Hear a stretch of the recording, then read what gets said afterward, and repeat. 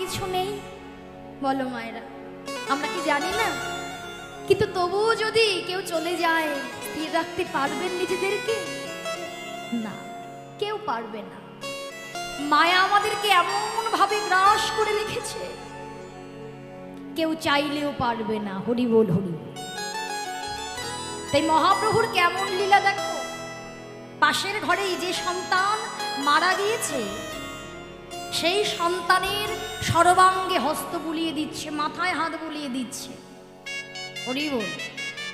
আর প্রভু যেই অঙ্গ স্পর্শ করেছে মা, মহাপ্রভুর অঙ্গ পরশবে ওই মৃতদেহে সন্তান কিছুক্ষণের জন্য প্রাণ ফিরে পেয়েছে। হরি বল, হরি।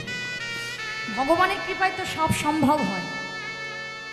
মৃতদেহে সন্তান প্রাণ ফিরে পেয়েছে কিছুক্ষণের জন্য। হরি বল। তখন গৌর হরি বলছে, বাবা এই তুই তোর মাকে ছেড়ে চলে যাচ্ছিস, তুই তোর বাবাকে ছেড়ে চলে যাচ্ছিস।